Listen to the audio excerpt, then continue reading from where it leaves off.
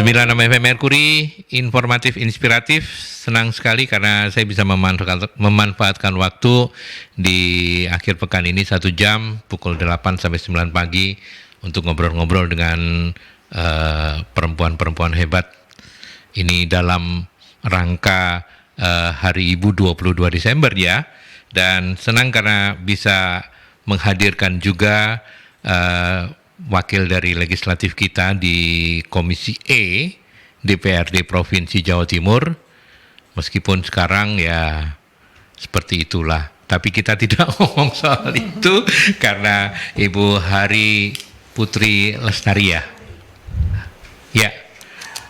mudah-mudahan saya nggak salah sebut namanya, saya cek dulu, betul ya, Ibu Hari Putri Lestari dari Komisi E DPRD Provinsi Jawa Timur sudah hadir. Dan yang tidak asing lagi juga ibu saya dari BK3S, dari Visipuner. Selamat pagi Ketua Umum BK3S Jawa Timur, Ibu Pinky, apa kabar? Sehat? Alhamdulillah sehat. Sehat selalu ya. Jangan lupa bahagia. Jangan lupa bahagia. Oke, baik. Dan Bu Tari, apa kabar? Alhamdulillah sehat dan bahagia. Sehat dan bahagia. Komisi E itu juga erat kaitannya dengan BK3S ya Bu ya, karena membidangi masalah kesra ya Bu ya. Sangat, karena di Komisi E itu bidang ketenagakerjaan, kesehatan. Kesehatan juga ya. Ya, sosial, kemiskinan ya, sosial, kemudian disabilitas, anak terlantar, orang gangguan jiwa, kemudian kependudukan, pemberdayaan perempuan, perlindungan anak, kebencanaan, kebudayaan. Jadi ini ya dengan BK3S ini, BK3S itu ya ada, karena tadi unsur perempuan, anak-anak, disabilitas juga terkait dengan isu kemiskinan. Itu ya makanya saya sangat senang ketika Bu Pinky membuka lebar tangan untuk kehadiran saya untuk bersinergi begitu. Baik. Dan itu sebabnya beliau juga ikut main ludruk. Nah kemarin. Itu dia yang saya mau ngomongin. Silakan ditonton itu ya, penampilan beliau sebagai istrinya Adipati dalam ludruk yang digelar oleh BK3S dan teman-teman Kota FM dari ludruk luntas ya Bu ya, kalau tidak salah ya, teman-teman Mas Robert dan kawan-kawan. Hari ini kita menghadirkan 2 perempuan hebat kita ini untuk ngobrol-ngobrol tentang apa dan bagaimana, termasuk juga biasanya BK3S pasti sudah menyiapkan banyak agenda ya Bu ya, dalam rangka Hari Ibu. Mungkin di awal kita bicara dulu tentang bagaimana kiprah beliau-beliau ini ya, karena Hari Ibu itu kaitannya erat dengan perempuan begitu ya. Nah ini ada beda generasi ya Bu ya, tetapi mungkin beda sedikit kok. Beda sedikit, tapi tidak berbeda untuk komitmen, konsistensi, integritas. Bu Pinky, selama ini sudah mulai kapan begitu terlibat dalam kegiatan-kegiatan yang sosial yang kemudian sampai akhirnya menjadi Ketua Umum BK3S? Kita ngomong yang umum dulu Bu. Iya, sebetulnya sudah sangat lama ya. Jadi zaman masih kuliah, kemudian pertama menjadi dosen, terus sudah aktif di Pusat Studi Wanita, kemudian ngurusin BK3S juga sebagai relawan juga sudah sangat lama. Dan dan itu kesadaran bahwa menjadi aktivis itu nggak ada cutinya gitu. Nggak ada cutinya nggak ada cutinya, dan juga ada satu proses panjang yang harus kita perjuangkan, tidak bisa sendiri, harus bersama-sama, karenanya itu pentahelik antara pemerintah, termasuk legislatif, kemudian swasta, dengan radio seperti ini, perguruan tinggi, media, itu semuanya sangat-sangat berperan ya, sangat berkaitan. Dan sebetulnya tahun ini nih tahun yang menarik ya Pak Rudi, tentang bagaimana kita sebentar lagi menghadapi tahun politik di mana pentingnya suara perempuan itu untuk disuarakan gitu ya, karena banyak sekali yang masih membisu, masih tidak diakomodir suaranya, dan kemudian ini tujuannya adalah untuk keberdayaan dan tentu adalah mendorong kepemimpinan perempuan. Nah, pada kali ini sengaja bintang tamunya itu Bu Tari dari Komisi E yang memang sangat erat dengan masalah-masalah kesejahteraan sosial, itu adalah tujuannya untuk menunjukkan kepada semua yang di luar sana bahwa jangan takut untuk ke politik gitu ya. Dan salah satu cara kita untuk memperjuangkan keberdayaan, lalu juga permasalahan kekerasan, perkawinan anak itu ya harus dengan peraturan. Nah, siapa yang membuat itu? Teman-teman yang ada di legislatif. Nah, itulah kenapa sinergi kolaborasi itu harus tanpa batas dan dilakukan terus-menerus ya, untuk bisa meraih cita-cita untuk Indonesia yang lebih baik, lebih maju. Kalau separuh dari penduduk itu tidak berdaya, separuh dari penduduk itu menjadi masalah, maka sampai kapanpun kita juga akan tidak bisa menyelesaikan masalah bangsa ini.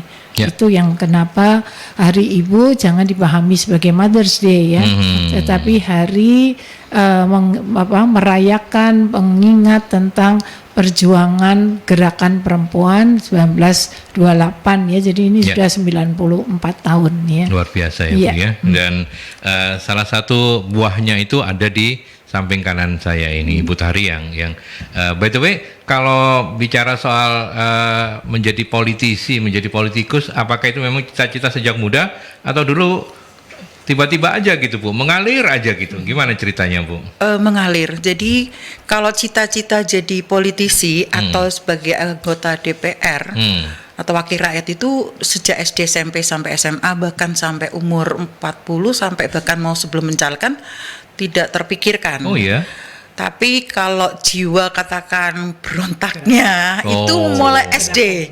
SD itu saya sudah ketua kelas, lalu mulai kelas 4 ke SMP ketua umum OSIS di SMP Negeri 9, SMA juga OSIS ketua Karang Taruna. Kemudian ketika mahasiswa itu saya sudah senang baca tentang politik dan tentang masalah hukum. Kuliahnya apa waktu itu? Fakultas Hukum dari Universitas Airlangga. Jadi satu universitas dengan alumninya sama ya kita ya. Nah jadi saya melihat banyak ketidakadilan terutama kepada perempuan, banyak sektor lah, masalah kesehatan. Kalau mau dikait-kaitkan luas sekali itu. Kemudian masalah hukum, masalah ekonomi, masalah berpihakan. Jadi dari situ kok saya bilang kok begini ya, saya bilang begitu ya. Kemudian juga terkait dengan banyak hal lah yang membuat saya ini ada masalah gitu loh. Dan masalah ini saya rasa tidak ringan. Nah, kemudian saya waktu itu cuma sifat kritisnya sudah, kemudian jadi aktivis dulu. Nah, sebelum di politik saya diminta bergabung karena saya waktu itu bekerja di sebuah konsultan manajemen risiko atau pialang insurans, memahami tentang asuransi. Ada yang katakan waktu itu aktivis TKI itu konsultasi sama saya, Mbak, ini banyak TKI yang mengalami kerugian, terutama TKW. Waktu itu masih istilahnya TKI atau TKW, sekarang pekerja migran Indonesia. Wah, ini terus minta bantuan saya. Setelah tahu, loh Mbak Tari tahu tentang asuransi. Akhirnya saya bilang ini ada salah ini di peraturan menterinya. Waktu itu ya, waktu zamannya itu bukan yang zamannya Pak Jokowi masih. Terus akhirnya tergeraklah saya untuk membantu. Masalah-masalah pekerja migran termasuk saya bilang undang-undang waktu itu undang-undang penempatan tenaga kerja Indonesia ya waktu yang lalu itu bermasalah, banyak fokus terhadap penempatan bukan perlindungannya diabaikan. Ya akhirnya kami berjejaring waktu itu dengan Ubaya, dengan UNER, dengan Unbra, dengan aktivis. Kita sudah bersikap kritis. Oh ini ternyata. Nah akhirnya ada soal yaitu partai mungkin meneropong ya saya akhirnya dimintalah sebagai relawan atau simpatisan. Berawal dari itu. Nah, setelah tahu bahwa oh ya, kalau saya sendiri misalnya, saya pribadi kalau ada orang ingin membantu seseorang itu keterbatasan tenaga, kemampuan maupun dana lah misalnya. Kalau orang sakit berapa sih yang saya bisa bantu? Tapi ketika saya sudah berdekatan dengan orang di partai politik, waktu itu saya belum jadi pengurus partai, baru sebagai relawan atau simpatisan mereka. Gitu. awalnya contoh di Karangpilang waktu itu ada belum terpasangnya PDAM misalnya. PDAM ini kan juga masalah krusial kalau misalnya masalah air bersih. Nah, Bu, ya Ibu kan deket sama waktu itu Bambang Deha waktu itu, wali kota sama Pak Saleh Mukadar gitu. Ini saya sudah 3 tahun kok nggak ada tindak lanjut. Saya SMS lah yang punya kekuasaan tadi. Pak Bambang Deha sebagai wali kota, Pak Saleh Mukadar sebagai anggota. Ini gini, saya SMS itu dalam waktu 3 hari direkturnya atau itu dari PDAM langsung turun. Saya pikir, waduh, ini betapa katakan dekat dengan orang partai ini sudah ngefek. Sudah jadi relawan waktu itu ya? Sudah relawan. Ya, tapi relawan. belum resmi sebagai anggota partai? Belum, relawan, ya? belum. Itu 2006 gitu. Terus bantu-bantu ini. Nah, intinya saya merasakan bahwa berdekatan dengan orang-orang pengambil kebijakan itu manfaatnya besar. Jadi belum masuk saja ketika kita kenal itu akses terbuka. Jadi kita bisa bantu. Kalau PDAM berapa? Kalau saya pribadi bantu berapa galon. Tapi ketika itu dengan kebijakan akses, berapa orang, berapa RW, berapa kakak yang bisa terbantukan. Akhirnya di situ mulai tertarik. Karena saya kan udah dilamar oleh partai, jadi begitu ada pencalekan saya bilang iya, karena di sini kita harus rebut. Karena di luar saja kita bisa mempengaruhi pengambil kebijakan, apalagi ketika kita di dalamnya. Begitu. Ya sudah, mulai itu saya merasakan manfaatnya sangat besar karena bisa menolong banyak orang, ya kan, sama turut serta dalam itu.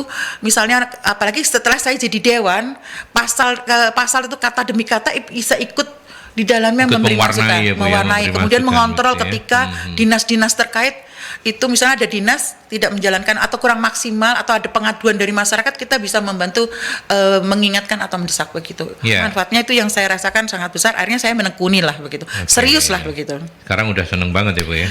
Iya. Banget gitu. Oh, passionnya di sini ternyata. Bukan seneng banget ya, saya harus konsisten dengan sebuah pilihan.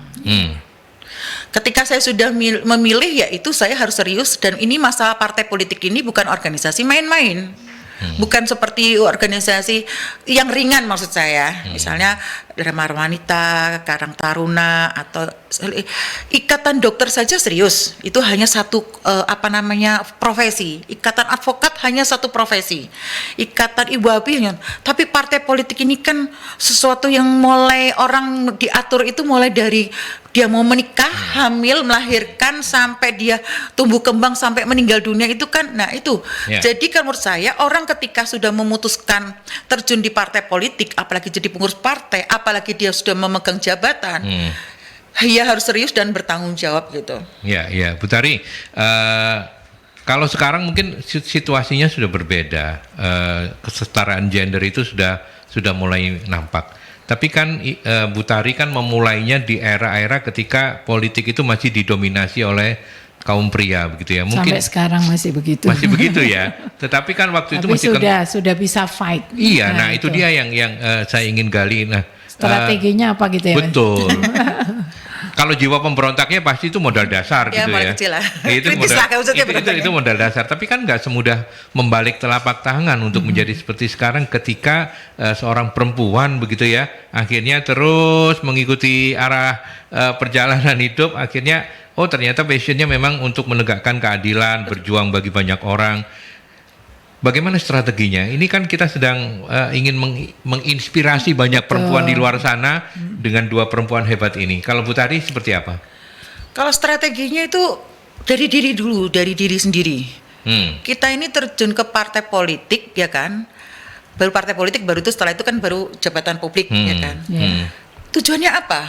Kalau kita memang ingin merubah, kita bukan merubah orang lain, merubah diri sendiri dulu. Dan contoh gini. Kalau kita menerapkan ketidakadilan, misalnya contoh misalnya ini ya, dulu sebelum undang-undang kekerasan dalam rumah tangga atau perlindungan anak, itu kan domainnya pribadi-pribadi awalnya.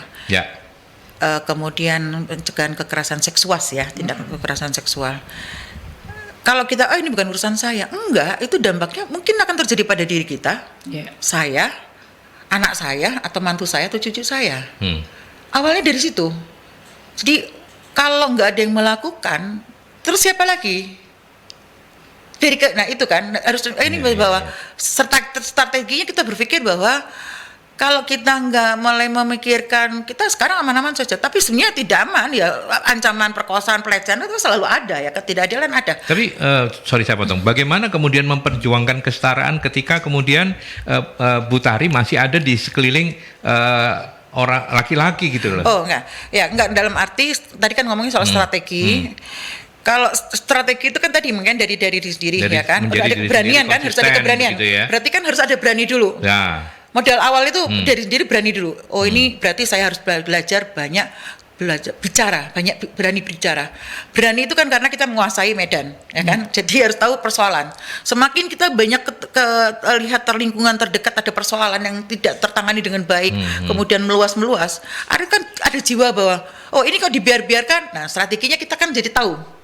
Nah untuk menghadapi para laki-laki yang dominasi tadi, ini yang di mana? Di luar atau di dalam legislatif?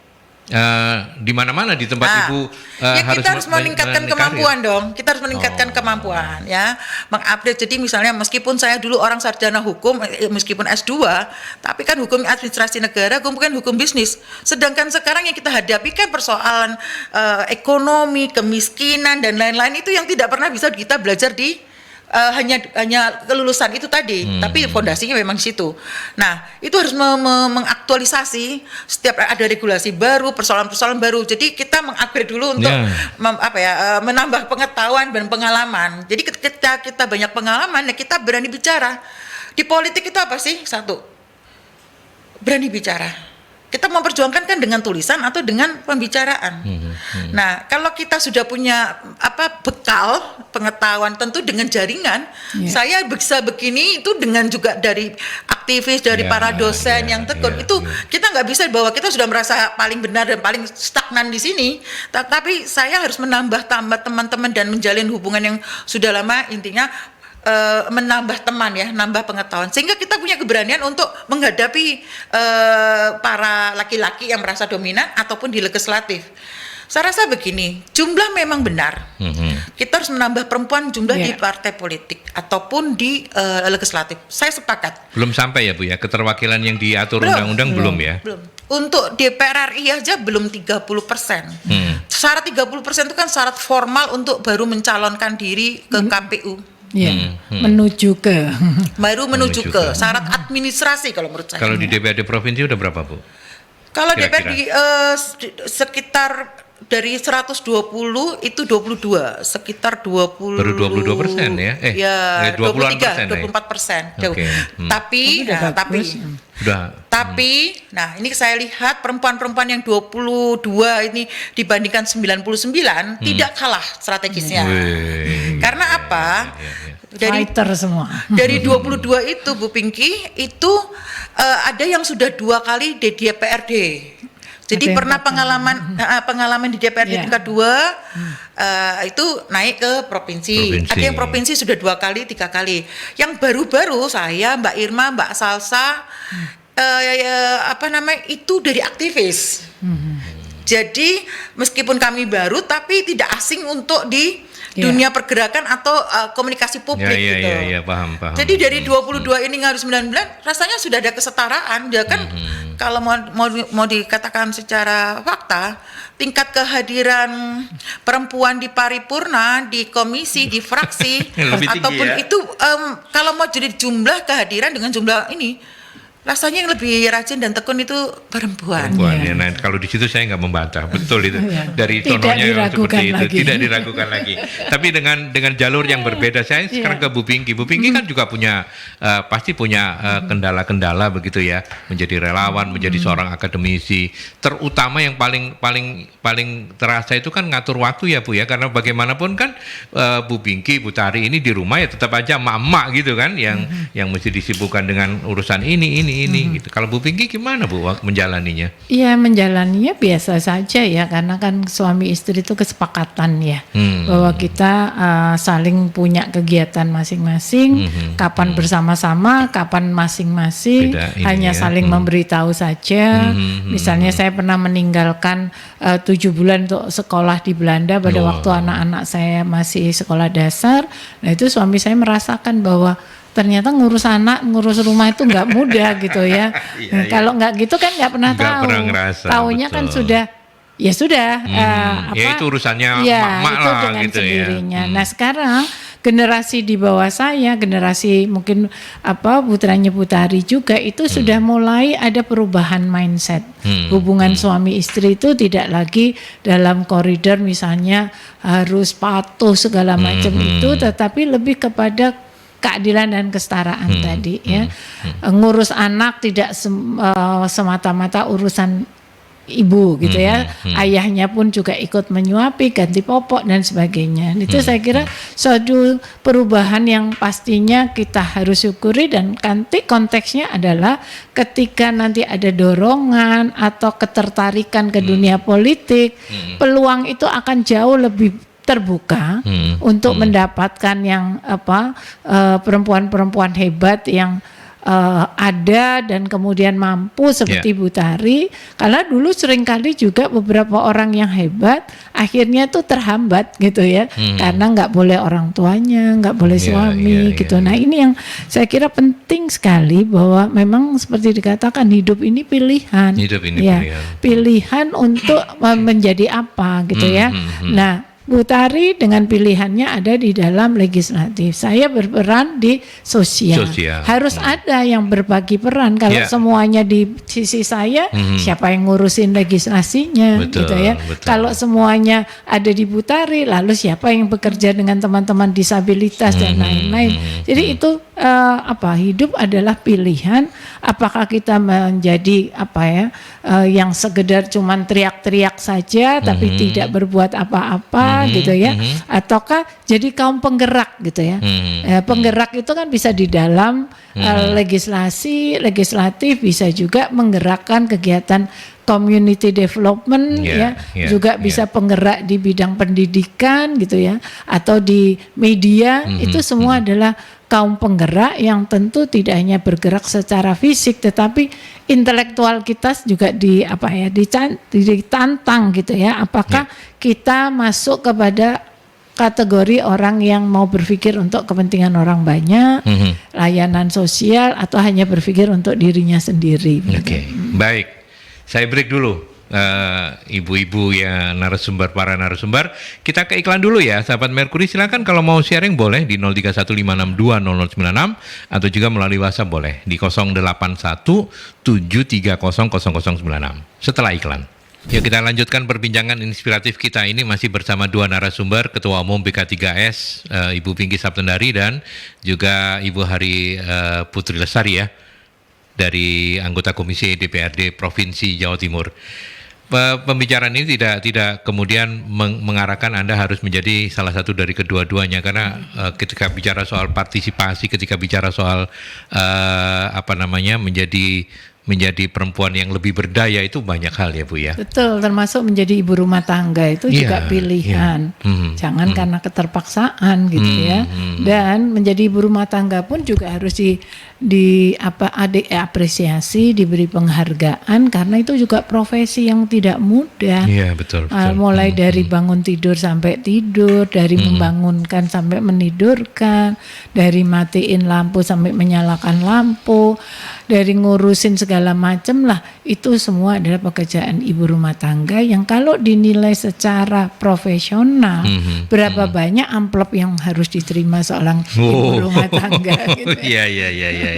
Dibandingkan bulanannya itu ya kayaknya kurang gitu ya. Ya, kalau Bu Tari sendiri melihat sejauh ini sampai di 2022 ini, tentu sudah banyak perkembangan dari empowering perempuan ya Bu ya. Tapi masih adakah sisi-sisi di mana menurut Ibu Tari, aduh kok perempuan Indonesia masih kayak begini ya? Masih ada nggak Bu? Masih banyak. Masih banyak ya. Kalau secara regulasi saya rasa untuk tingkat nasional, undang-undangnya, produk undang-undang maupun peraturan menteri dan lain-lain, saya rasa sudah ada memberi kesempatan lah ya kepada perempuan dari sisi mana, sektor apa saja, kemudian cuman sampai terkait dengan di daerah. Cuman saja implementasinya yang menurut saya masih jauh dari saya rasa bukan sudah tapi masih minim dari semua ya kalau mau dikatakan hampir semua kementerian masih banyak yang perlu diperbaiki. Nah, kalau terkait dengan contoh terkait dengan pengaduan terhadap perkosaan atau pelecehan. Itu yang saya kan tahu begini karena berjejaring dengan para aktivis, ya kan. Seorang dewan nggak akan maksimal ketika tanpa dampingan atau komunikasi dengan para akademisi, atau tidak semua akademisi loh yang konsen terhadap masalah sosial ini termasuk Bu Pinky ini termasuk sangat luar biasa dan senior dan konsisten terhadap pergerakannya, dan saya berharap pada nanti ada Bu Pinky yang lain ini. Nah, itu. Dan ada Ibu Tari yang lainnya. Nah, saya juga dapat masukan. Terus jadi intinya gini, masih lah ya, contoh ada kasus pelecehan atau perkosaan itu lapor, tapi saya tidak mengatakan lembaganya, tapi personal yang menangani, yang menerima saat itu pengaduan masih tidak maksimal.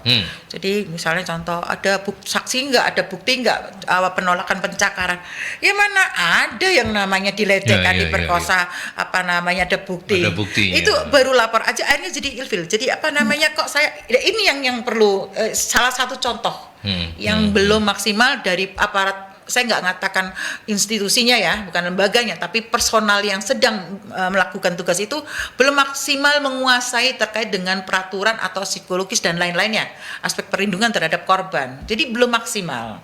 Itu salah satu contoh. Kemudian tentang fasilitas publik. Nah, fasilitas publik contohnya terkait dengan jalannya bagus, sudah di paving atau sudah di aspal, tapi lampunya nggak ada. Ini kan juga terhadap perlindungan perempuan juga minim, atau saluran airnya tidak. Jadi tidak komprehensif begitu terhadap perlindungan perempuan, termasuk disabilitas. Coba kita lihat pedestriannya nggak ramah terhadap mereka. Belum semua. Ya kalau pemerintah tingkat 2 sampai pusat ngomong begitu begini, iya aturannya begitu, tapi masih belum maksimal. Jauh dari cukup. Saya bilang jauh dari cukup. Cukup saja belum. Apalagi baik begitu. Saya mengatakan penghargaan kepada pemerintah kabupaten, provinsi itu ya harus lebih objektif. Gitu. Jadi menurut saya belum maksimal. Belum maksimal. Dan itu harus PR kita bersama. Kita harus berani vokal. Seperti ini kan saya berani vokal.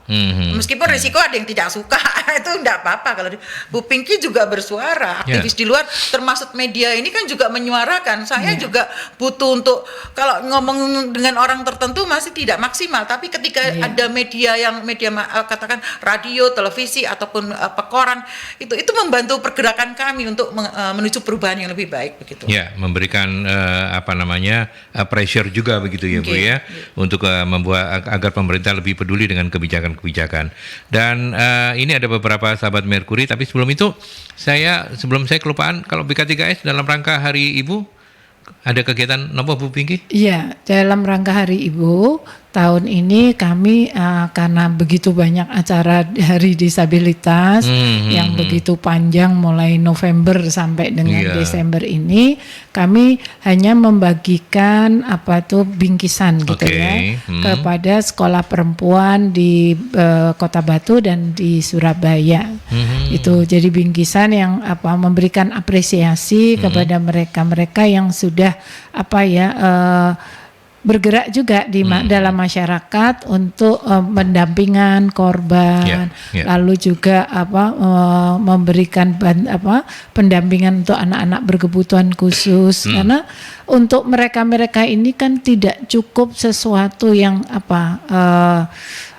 fisik saja materi, tapi materi ini adalah sebetulnya memberikan satu simbol bahwa kami ada untuk mereka, gitu ya, menyentuh, memberi kebahagiaan sedikit lah gitu ya, bukan bendanya, bukan nilainya yang ingin kami sampaikan, tetapi perhatiannya. Nah, semua teman, saya kira juga kemarin pada saat kita bicara tentang teman-teman disabilitas yang memenangkan Piala Menpora, itu kan juga butuh disentuh oleh pemerintah kota Surabaya misalnya. Oh, kamu sudah mewakili kota ini, kami memberi apresiasi, tidak harus dengan bantuan uang, tapi diundang untuk duduk bersama-sama. Itu sudah memberikan satu aspek kebanggaan, aspek psikososial yang luar biasa dan ini akan memberikan inspirasi untuk yang belum berprestasi. Mereka untuk berarti walaupun disabilitas mereka bisa berprestasi, dan kalau berprestasi itu punya peluang untuk bisa bertemu, bisa disapa, bisa berbagi di radio dan sebagainya. Itu sebetulnya motivasi dari BK3S dalam rangka memperingati Hari Ibu, adalah untuk berbagi kasih, kepedulian kepada mereka-mereka yang memang sudah memberikan inspirasi kepada sesama perempuan dan juga untuk perlindungan anaknya. Oke, baik.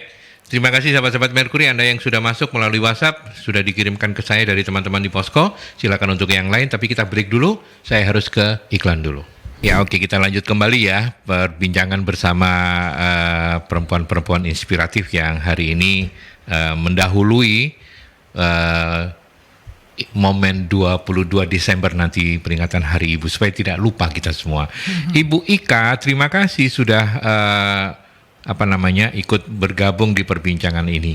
Kata Ibu Ika begini, saya sering mendengar pertanyaan, bisa nggak ngatur waktu kalau perempuan jadi pemimpin? Bagaimana dengan anakmu jika kamu pergi terus? Apa tanggapan Bu Tari dan Bu Pinky? Sebenarnya tadi sudah sempat saya tanyakan, tapi mungkin Bu Ika baru ikut belakangan. Monggo ditanggapi dari Bu Pinky dulu deh. Iya, itu yang kemarin juga saya bahas saat ada acara Hari Ibu yang diadakan DP3AK ya. Dihadiri Ibu Menteri dan Ibu Gubernur yang diwakilkan ke Pak Asisten. Nah, pertanyaan itu selalu muncul gitu ya. Bagaimana cara membagi waktu sebagai ibu rumah tangga? Kenapa pertanyaan itu tidak pernah ditanyakan kepada laki-laki gitu ya? Bagaimana cara membagi waktu gitu kan? Bukankah dia di rumah bukan kos ya kan? Jadi dia pun juga harus bertanggung jawab juga atas kelangsungan keluarga juga, pendidikan anak. Yang itu tadi juga saya sampaikan, ternyata pada generasi yang sekarang itu kesadaran gender dalam pengasuhan anak itu sudah muncul muncul. Jadi pertanyaan klasik semacam ini pasti nanti pelan-pelan akan hilang dan mereka akan bingung juga kalau ditanya begitu gitu ya. Sama ketika anak saya waktu kecil, Bu Tari, dia main apa saja boleh, boneka apa saja, masak-masakan.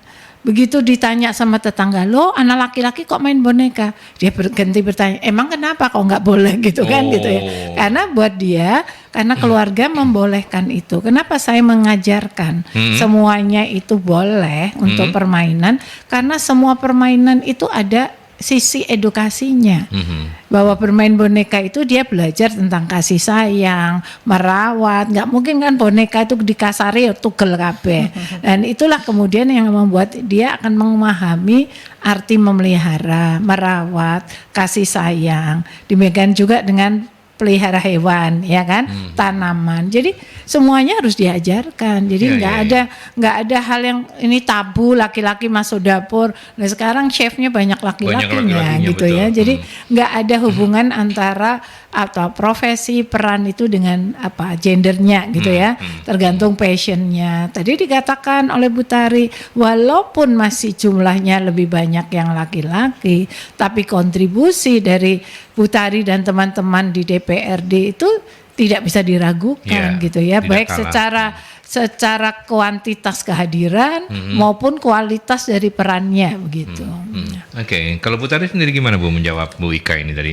Ya, semua itu kan tergantung kita pintar-pintarnya membagi waktu, membagi waktu dan kualitas. Jadi kapan kita ini ngurusi diri sendiri, kan pasti perempuan juga pengen ngurusi diri sendiri. Kedua keluarganya. Ya skala prioritas dan lihat sikon. Skala prioritas sikon. Kapan kita kalau saya rasa contoh banyak yang sudah Bu Sri Mulyani dengan keluarganya baik-baik saja, punya prestasi, suaminya mendukung, anak-anaknya mendukung, Bu Risma, Bu Pinky, saya rasa semualah ya. Jadi anaknya juga bisa jadi orang yang hebat, ya kan? Jadi saya rasa kecerdasan kita dan kita juga lihat skala prioritas dan situasi. Misalnya contoh saya lagi repot gini ya, kemudian anak sakit, ya kita juga bisa prioritaskan anak sakit. ya kan? Tetapi kan kita urus sampai dia dirawat dengan misalnya harus di rumah sakit. Ya. Kerja zaman sekarang kan juga masih bisa dengan apalagi terbantu dengan handphone, gadget ya. ya kan? Apalagi video call. Saya rasa tidak akan menghalangi, tergantung kita memanfaatkan waktu sedikit tetapi berkualitas. Nah, saya berharap begini, ibu-ibu rumah tangga itu yang maksimalkan di rumah. Ya idealnya, kalau bicara idealnya, anak-anak dan bisa mendukung suaminya lebih sukses, karena kan dia lebih banyak fokus. Juga anak-anaknya berkualitas dibandingkan kami yang punya juga bekerja di luar, punya kan selain bekerja kan kita punya aktivitas di luar. Tapi kalau kita lihat ya yang orang-orang yang mempunyai jabatan ataupun pekerjaan atau sebuah perempuan pengusaha kan, ini kan bukan sisi legislatif saja, ini mau itu dosen mau pengusaha betul, mau apa, anak-anaknya termotivasi juga, ternyata terinspirasi oleh bapaknya sukses, ibunya sukses, anaknya ini termotivasi. Jadi kalau menurut saya jangan dipersoalkan soal waktu lagi. Ya kapan waktunya? Ya pasti kita punya insting lah, punya kepentingan kapan bisa mengatur itu gitu. Ya itu. Dan Bu Ika pasti saya juga percaya Bu Ika juga setuju bahwa zaman sudah berubah begitu ya. Bu Ping kita di menggaris bawah bahwa sekarang ini bicara soal kesetaraan gender dan berbagi peran termasuk dalam pengasuhan anak dan lain sebagainya itu sudah menemukan jalannya begitu loh. Mereka apalagi anak-anak yang bukan eranya kami ini begitu. Kemudian yang penting jangan jadi orang yang mengatasnamakan keluarga rumah tangga tapi kemudian tidak berbuat apa-apa gitu ya. Yang kemudian mager, termasuk golongan kaum rebahan gitu ya, yang hanya di Lumajang, rumah-rumah diranjang. Iya. Lalu kemudian nyinyir. Nah itu lebih baik kan kita membuat sesuatu sekecil apapun kita sudah berkontribusi untuk keluarga, untuk bangsa dan negara. Ya, itu yang paling penting ya. Kemudian ada Ibu Ana, sebagai ibu-ibu yang tangguh, apa yang perlu ditanamkan pada anak-anak kita generasi milenial agar juga tangguh ke depannya? Bu Pinky? Iya, pendidikan menjadi tangguh itu memang harus dari kecil. Jadi kenapa seorang Ibu Tari tadi menyampaikan dari sejak kecil udah jadi ketua OSIS segala macam. Itu adalah latihan. Bagaimana kita melatih kepekaan kita, bagaimana mengasah talenta kita sebagai seorang pemimpin. Itu nggak ada yang instan. Harus diasah, dilatih, bahkan mungkin sejak PAUD ya. Ini kebetulan barusan dapat video cucu saya TK, dia jadi MC itu. Padahal anaknya tuh selengean, ternyata bisa serius juga gitu ya. Artinya kesempatan harus diadakan dan anak itu diminta untuk meraih peran itu sekecil apapun, karena itu pengalaman yang berharga. Yang kedua adalah bahwa mau olahraga, mau seni, mau organisasi, semua harus dilihat sebagai bagian dari pendidikan karakter. Bahwa kita adalah bangsa Indonesia. Apapun peran yang dijalankan sejak kecil harus ditanamkan rasa keindonesiaannya, ya. Jangan sampai kemudian dengan kondisi yang ada, kemudian budaya Indonesia dibenturkan dengan agama. Itu yang saya kira harus betul-betul ditanamkan sejak kecil, baik di sekolah maupun keluarga, bahwa keindonesiaan itu jangan dirusak atas nama apapun. Kita semua adalah NKRI. Nah, itulah yang harus diajarkan pada anak-anak, termasuk berbagi peran. Kalau jiwanya sudah NKRI, jiwanya sudah gotong royong, jiwanya sudah semangatnya keadilan, nggak ada kekerasan mestinya. Harusnya begitu, kan, betul. Gitu. Bu Tari? Ya, saya hanya menambahkan saja. Jadi untuk menciptakan anak atau generasi tangguh, itu kita jangan mengkotak anak dari satu sisi, misalnya di dalam sekolah, lingkungannya sekolah saja, kemudian diajarkan yang enak-enak, yang baik-baik saja. Jangan yang enak-enak, yang baik, misalnya dilarang nonton ini dan nonton nggak apa-apa, tapi didampingi. Misalnya contoh, dia harus lihat berita bahwa ada kebencanaan, ada kemiskinan, ada misalnya tawuran massal. Dia nggak apa-apa lihat tawuran massal di televisi, berita-berita itu. Bahkan kita tunjukkan di koran bahwa ini loh ada persoalan. Nah, belajar dari baik, belajar dari buruk. Kalau ingin tangguh kan, baiknya ini kita harus lebih baik ya. Kalau sisi kita belajar buruknya, kita jangan seperti itu. Saya selalu mengajarkan anak-anak gini, misalnya kita naik mobil nih ya, kemudian saya ngantar sekolah waktu itu, kemudian ada anak kecil jualan koran gitu. Saya suruh buka jendelanya supaya ada kepekaan peduli.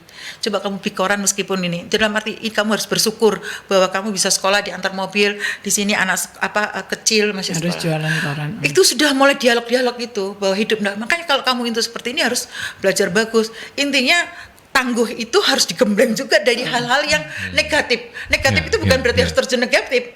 Melihat sesuatu yang misalnya ini tawuran, dampaknya ini boleh ya, seperti tadi kan mainan boneka. Anak saya juga waktu itu saya kasih boneka. Waktu itu bapaknya, kenapa di boneka?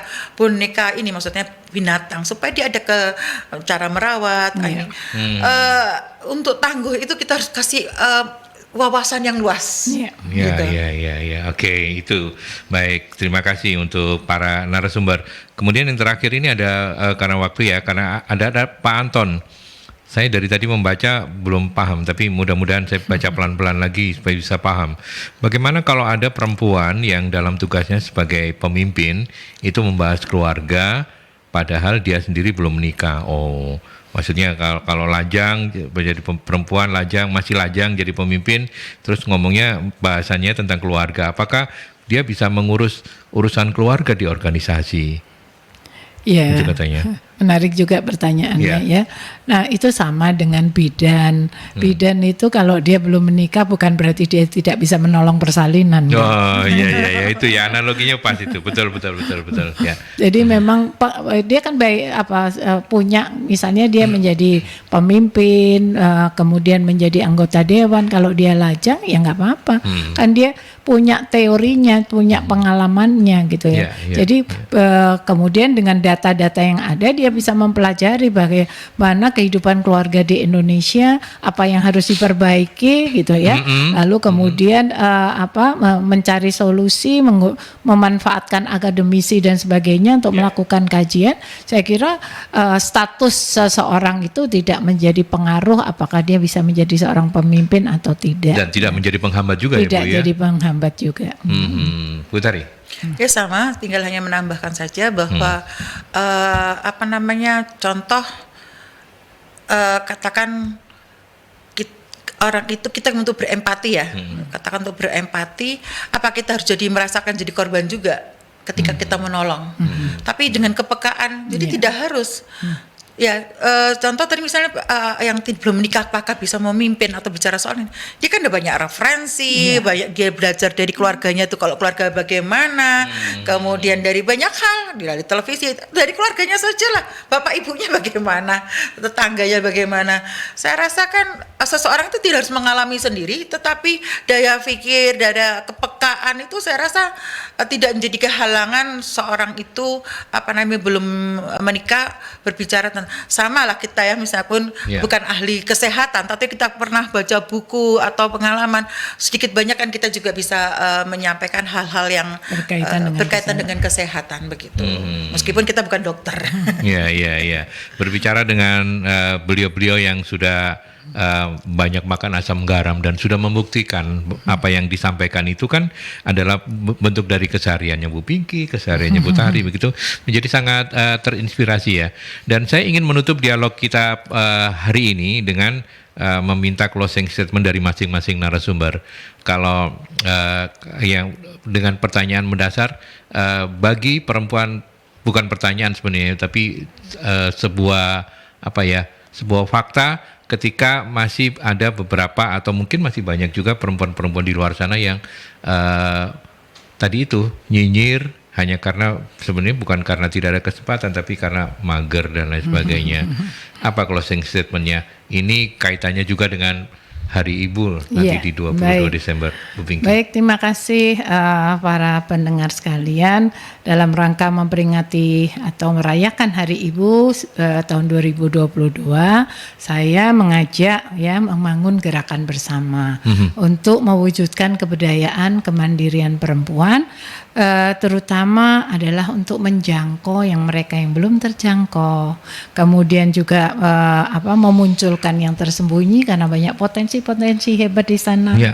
Dan yang ketiga adalah menyuarakan yang masih membisu atau belum terdengar suaranya. Ya. Dari BK3S sendiri juga ingin selalu mewartakan suara perempuan untuk Indonesia yang lebih maju. Gitu. Artinya memang harus kita saling ya Bu ya, saling untuk bisa menjemput mereka yang mungkin belum terpanggil supaya kita bisa bersama-sama begitu ya. Sama-sama kita ajak bergerak, kita ajak bersuara, kita ajak yang masih tersembunyi, yang belum terjangkau kita jangkau. Ini adalah dalam rangka untuk secara harus dengan kolaborasi dengan berbagai pihak untuk supaya keberdayaan dan kemandirian itu bisa terwujud, dan itu bukan hanya untuk perempuan kepada perempuan. Itu sudah dibuktikan ketika perempuan ada di legislatif, mereka tidak hanya berjuang untuk dirinya, tetapi juga berjuang untuk kesejahteraan bangsa dan negara. Itu. Dan itu memang sudah dibuktikan. Seorang John Stuart Mill mengatakan kalau separuh dari penduduk perempuan di dunia ini, separuh dari penduduk yang namanya perempuan ini tidak diberdayakan, maka jangan harap kesejahteraan umat manusia dapat terwujud. Oke. Sekarang giliran dari perwakilan legislatif ini, perempuan yang ada di legislatif, Bu Tari. Ya, kesempatan sudah terbuka, sudah ada, baik itu regulasi tingkat pusat sampai kabupaten. Tinggal perempuan ini mengambil kesempatan apa tidak, peluang itu sudah ada. Nah, saya rasa tidak hanya di legislatif saja. Saya rasa sebagai seorang pengusaha, seorang seniman dan lain-lain dengan keseriusan, dan itu peluang sudah ada kan untuk lebih meningkatkan. Nah, termasuk alam Indonesia ini yang luar biasa. Jadi tinggal kita bagaimana kita ambil kesempatan dan berusaha untuk meningkatkan secara pribadi maupun secara masyarakat dan bangsa dan negara. Memang kalau saya sih mendorong terkait dengan kebijakan publik, karena itu memang sangat minim, masih banyak yang tidak tertarik, ya kan, karena memang di dunia politik, terutama di dunia politik, tapi dunia politik ini menciptakan, jangan salah, saya makanya bukan menawarkan, menyampaikan bahwa saya berharap perempuan-perempuan itu tidak alergi terhadap partai politik. Jadi tadi berangkat dari ini hari, katakan tanggal 22 Desember itu hari ibu, bukan sekedar ibu. Kalau hari ibu tuh setiap hari adalah hari ibu, tetapi ini adalah sejarah mengingatkan bahwa pergerakan perempuan di dalam politik untuk menyimbangkan pada saat itu untuk mempersiapkan kemerdekaan, persiapan kemerdekaan. Nah, kembali ketika merasa perempuan belum memaksimalkan, ya ambillah peran di dalam partai politik. Partai politik akan melahirkan atau menciptakan atau mendukung seseorang itu di legislatif, di eksekutif. Bukan hanya di legislatif, di eksekutif saja. Terkait dengan jabatan-jabatan publik, komisaris KPK, KPU, KPK independen, Bawaslu, KPU. Saya orang di dalam situ ada peran partai politik pun ada mendominasi. Gubernur Bank Indonesia, bahkan PD Pasar, ataupun harga minyak goreng itu diatur oleh pengambil regulasi, impor diambil regulasi. Katakan rumah sakit fasilitasnya lebih pelayanan publik, itu yang mengatur adalah orang-orang yang punya jabatan publik. Untuk itu meskipun pemilu masih lama, kita dalam setahun ini sudah mulai mempersiapkan siapa-siapa yang di tingkat 2 provinsi RI itu untuk kita dorong. Jangan kadang-kadang kan image-nya begini, siapa yang butuh masyarakat sebenarnya. Kalau mau ditanya ya masyarakat, kita ini adalah justru ingin melayani masyarakat. Jadi harapannya melek politik itu untuk bisa salah satu merubah nasib bangsa Indonesia dan membangun peradaban yang lebih baik. Dan karena buktinya juga sudah ada. Siapa yang bisa memungkiri mulai dari camat, lurah, wali kota, gubernur sampai presiden, anggota legislatif, perempuan juga ada, jenderal yang ada di TNI Polri. Sekarang ketua DPR RI-nya perempuan. Ketua DPR RI-nya juga perempuan. Jadi tidak ada alasan loh ya bagi para perempuan. Yanti juga ya. Ayo mulai besok rajin loh. Oke, baik. Tapi terima kasih banyak Bu Hari Putri Lestari ya, anggota Komisi E DPRD Provinsi Jawa Timur yang sudah berbagi inspirasi untuk perempuan-perempuan sahabat-sahabat Merkuri dan terutamanya kepada Bu Pinky. Terima kasih banyak ya Bu sudah membersamai Ibu Tari untuk kita ngobrol dalam rangka menginspirasi agar perempuan menjadi lebih hebat setelah ini. Dan saya juga harus segera mohon pamit dari perbincangan ini. Saya Aldi mohon pamit, kita ketemu lagi dalam perbincangan yang lain. Sampai jumpa.